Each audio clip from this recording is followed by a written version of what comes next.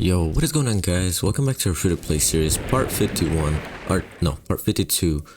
So it's been a while, I've just been busy with work. We're up against Alcatraz. We're on this new map. I forgot what it's called, but I don't know about you guys, but I actually have been having a tough time playing on these new maps. I've been losing a lot of matches, even on my main account.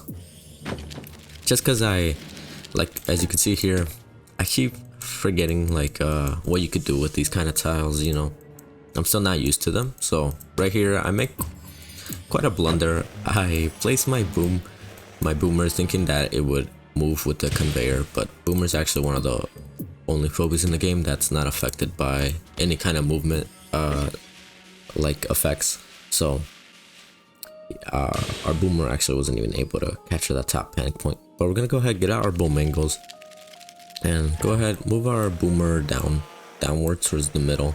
So this way, the only way he kills our boomer is if he could double tap it with a cassowary or a stabby, and then bring out like a jar cannon to finish it off.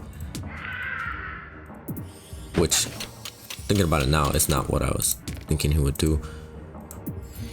I kind of wanted him to commit with the cassowary and then essentially just give up his cassowary, because cassowaries are pretty annoying phobia to deal with, especially on this map. We're gonna go ahead, get out K9000, because I believe his cassowary is actually pretty low.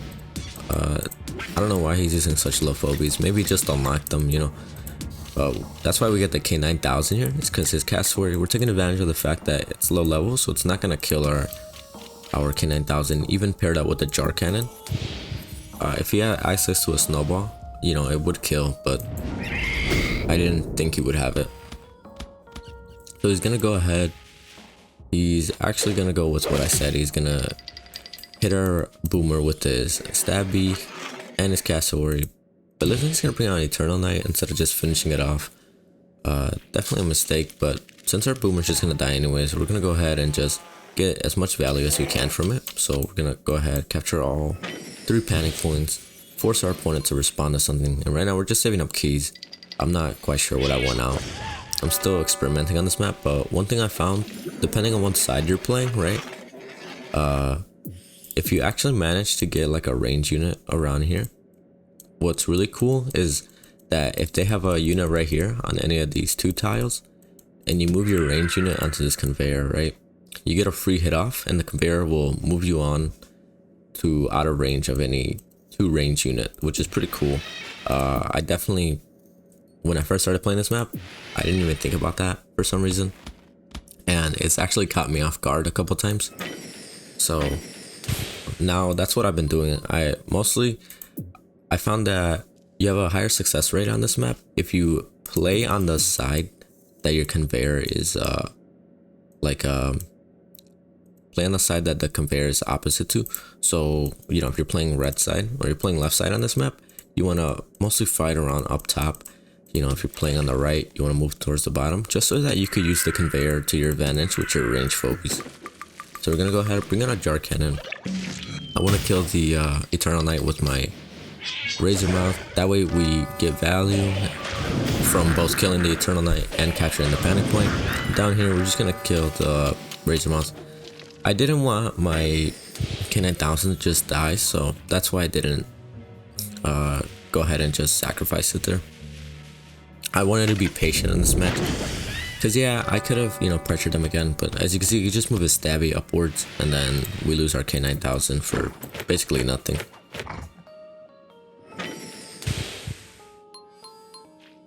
So right now, the phobies that I really want to get rid of are really just as innocuous.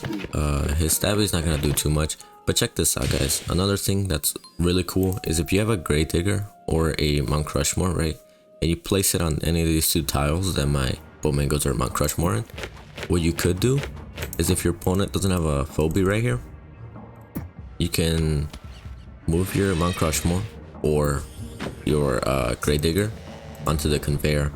Place the obstacle. The conveyor will move your phobie, into basically from the danger zone.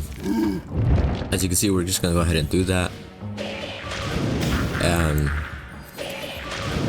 Even if he does manage to break this through, I know that our Mount Crushmore is actually going to be safe. However, I do block it off with our K9000, but it actually ends up not being that bad of a play because at least this way, our Mount Crushmore gets to stay here and pressure his Innocuous, you know, to at least get one hit off. So as you're going to see right now, he's actually going to get one hit off and then back away. So he's not able to break this obstacle right away, which is pretty good.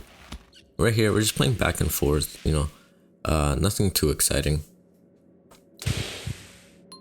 So one thing here that I am going to take advantage of is his cassowary is so low level, right? If you guys don't know this, cassowary has to be the same level as a jar cannon in order to kill it. So because of that fact that it's only level 3, we're actually able to advance with our cassowary, and he has nothing to counteract that play. So we're just gonna go ahead and move up with our jar cannon. This will allow us to do significant things. So one, we're pressuring his phobies, and that is going to cause him to actually fall back. So we're going to gain map pressure off that.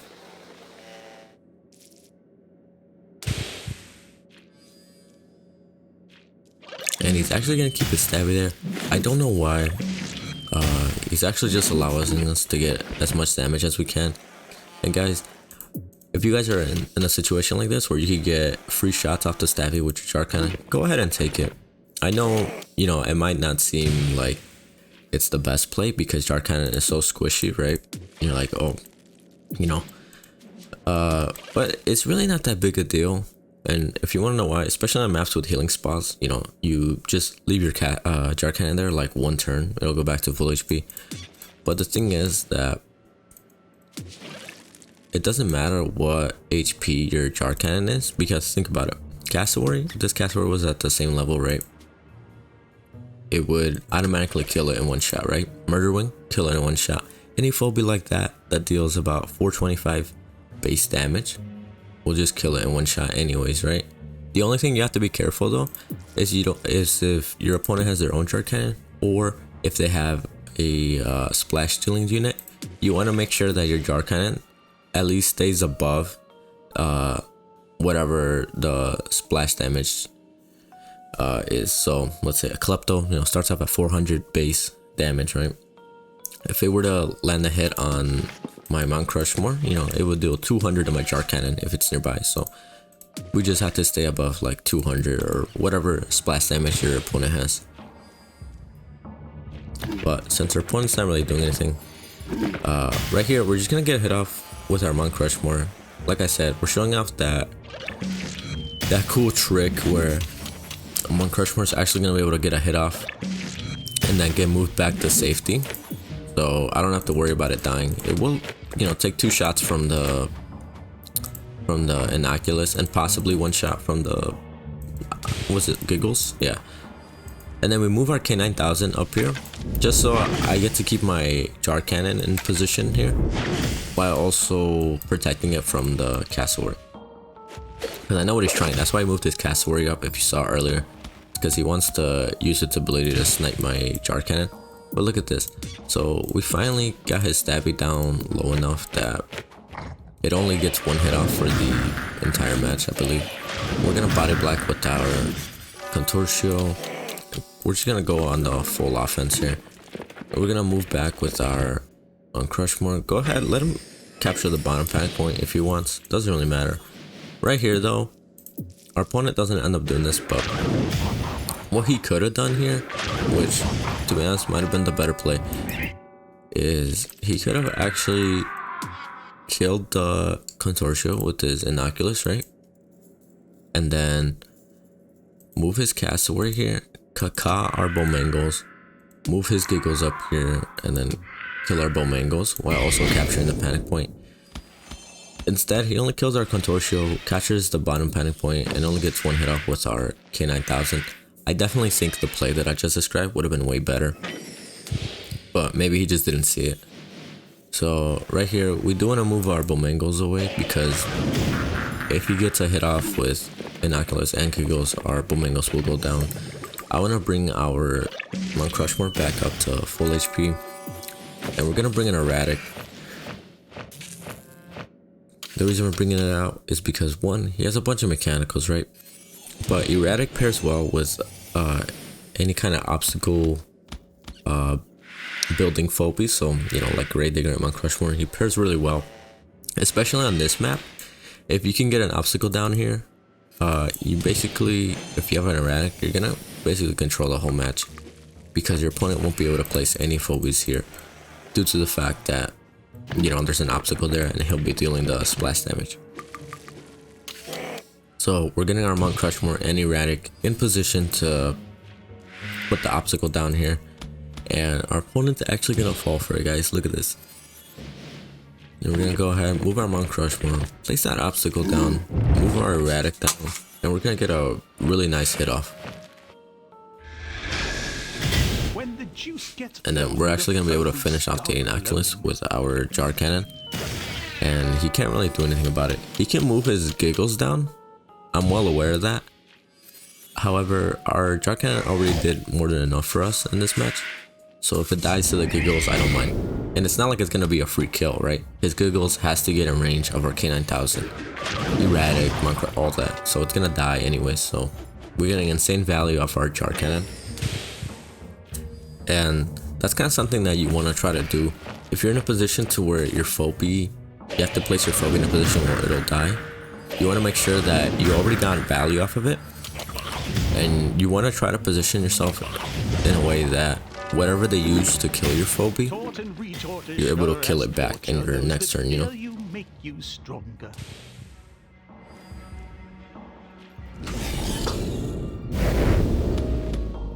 So pretty much this match is as good as over. I just got the squiggles out just because I wanted to try to speed things up, but really it's pretty much gonna be GG's, and I'll go ahead and see you guys in the next match.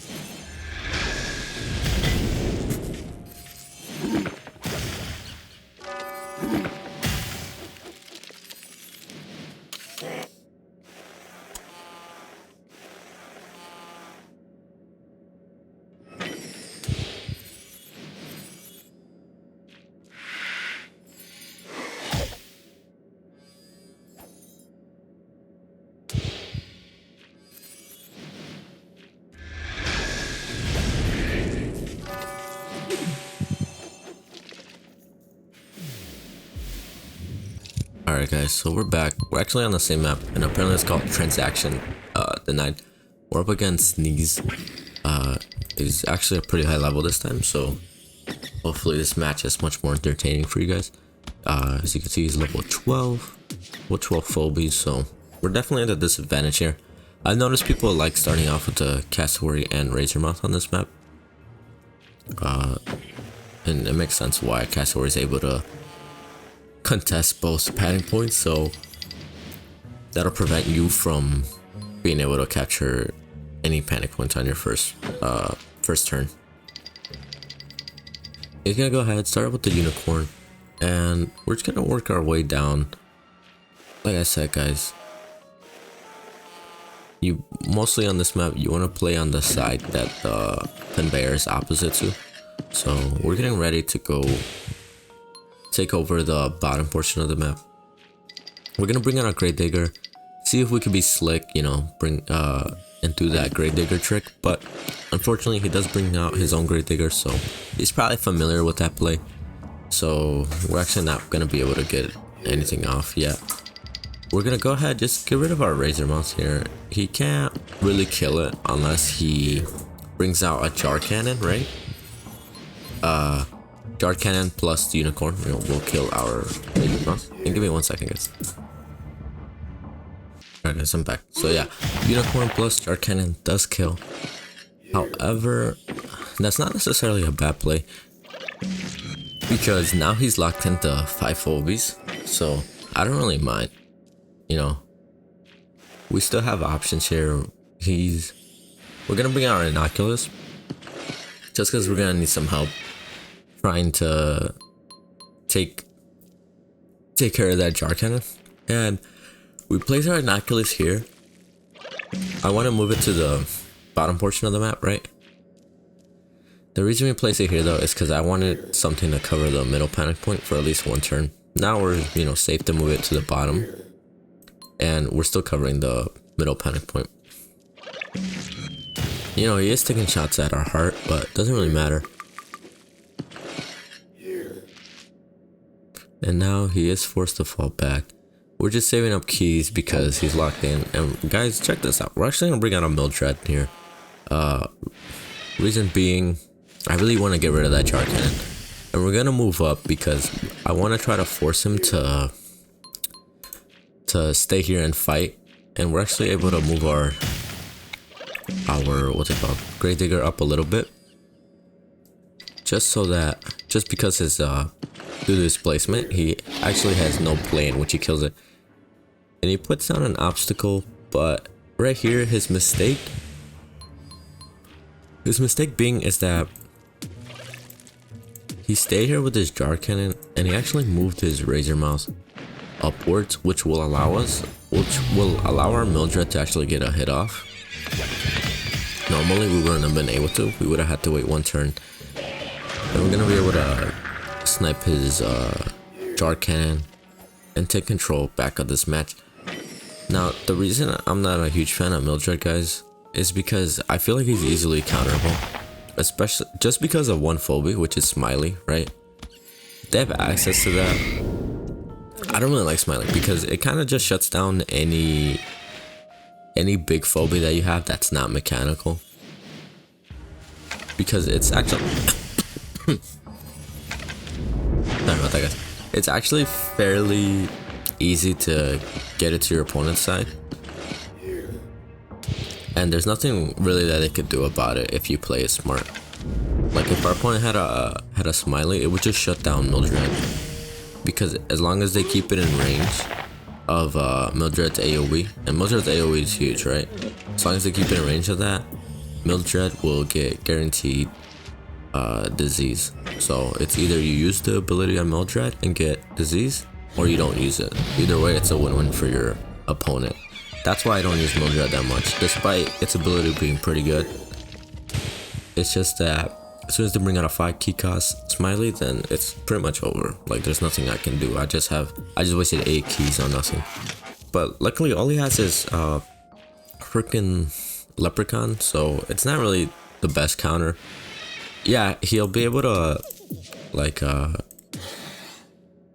at least counter our MILDRED for one turn. But the cool thing is MILDRED's cooldown's pretty low.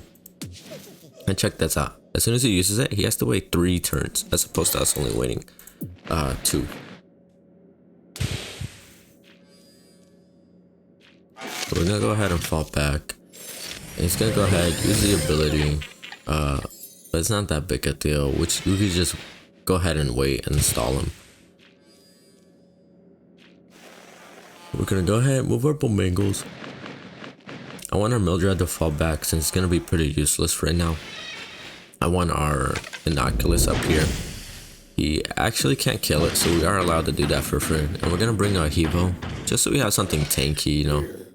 And that's something else that resists poison. The reason I'm able to move my Innocuous up here is because Unicorn plus his own Innocuous don't deal enough damage to kill our own, so I'm free to just go ahead, take control back of the map. We're gonna go ahead, fall back with our Innocuous, bring our MILDRED up because I believe next turn he does have the ability back online. We put our Bomangles there. I know it's in range of the Innocuous. We put him there because I want to try to bait our opponent. He almost did fall for it. You can't really see in the replay, but I wanted him to stay there and just have his Innocuous die next turn by the MILDRED. Instead though, we're not gonna get that, so instead what we're gonna do, we're just gonna take things slowly. I know he has a trap on here, so I can't really move anything on this panic point just yet. I wanted to move our Hevo there, right? But Hevo dies to the trap damage, 2 hits from Innocuous, 1 hit from the Electric Cat, and 1 hit from Unicorn. That's why I didn't use Hevo to capture that middle panic point. Otherwise I would have. If there wasn't a trap there, I definitely would have. But now that he's moving even further back, we're actually going to be able to go ahead and recapture these panic points. move our MILDRED in the middle of the map. Go ahead, just let off his ability right now. Go ahead, move our Hevo up. I don't know why. Oh, actually, where was our Hevo? I don't know if our Hevo was in range. I'm wondering why I didn't use the Hevo to get a hit off on the heart. But right now, our opponent is in a bad position. Nothing really dies here. He is gonna be able to get a free hit off on our MILDRED, and we can't really do anything to punish that play unless we sacrifice our Hevo, but we don't really want to do that. So instead, we're just gonna go all in on his heart, and we're actually gonna win this turn, guys. We brought his heart down low enough, and I can't believe this happened, but we actually got a win because of MILDRED, which is pretty crazy. I still think MILDRED needs like some sort of, I don't know, maybe buff or something. He doesn't necessarily need a buff. It's more so that he's very easily countered. You know, right there, we just got lucky that our opponent didn't have a smiley. But let's say you're bursting someone who has access to all the phobies, and your MILDRED is just gonna die to the smiley, like for free. But anyway, that's gonna do it for today's match, guys. Today's video, rather. I hope you guys enjoyed that. I'll try to record a lot today. I don't know. I haven't recorded like in a week. It feels kind of weird. But anyways, guys, thank you guys for watching. You know, continuing your support and all that. It really does mean a lot to me. Maybe one day, you know, we'll get there to where I could do this for like full time. But until then, you know, we're just gonna have to sit like this. But I'll see you guys next time. Peace.